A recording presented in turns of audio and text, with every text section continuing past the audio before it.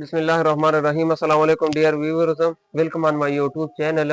आज हमने second year biology की शुरुआत की हुई है। इसमें जितने भी टॉपिक्स हैं हम स्टेप बाय स्टेप इसको कवर करेंगे और साथ ही at the end of the chapter we will discuss the indicator relating MCQs.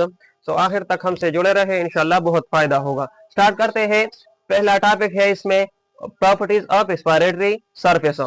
Properties of respiratory surface को समझने से पहले हमें रेस्पिरेटरी सरफेस को समझना होगा कि रेस्पिरेटरी सरफेस क्या चीज है। The area where exchange of gases take place between an organism and its environment is called respiratory surface.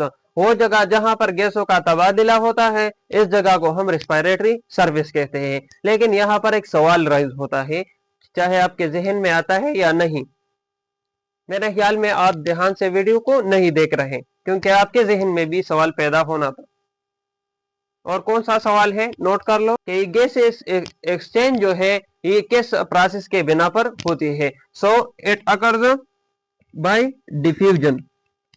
Diffusion process के जरिए क्या होता है, गैसेस एक्सचेंज होता है। What is diffusion? The movement of molecule from higher concentration to the lower concentration is called diffusion. So हमारे body में actually carbon dioxide ज्यादा होता है और बाहर एनवायरनमेंट में ऑक्सीजन ज्यादा होता है।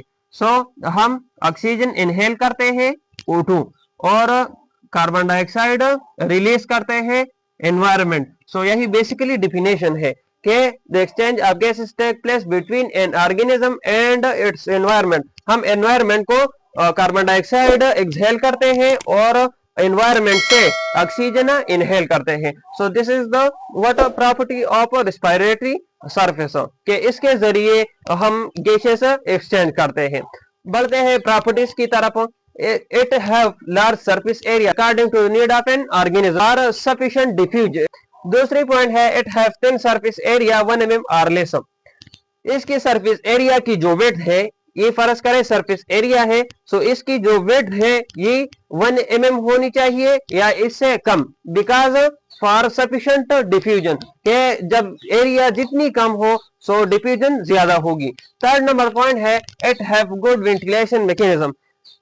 रेस्पिरेटरी सरफेस के पास हवा गुजरने का एक मौसर निजाम मौजूद होगा और ये तो होगा, लाजमन होगा, क्योंकि इसका काम हवा से है, ऑक्सीजन से है और कार्बन डाइऑक्साइड से है। सो जरूरी है कि इसके पास एक गैसों गुजरने का एक मौसर निजाम मौजूद हो। 4 नंबर पॉइंट है इट मस्ट बी परमिएबल।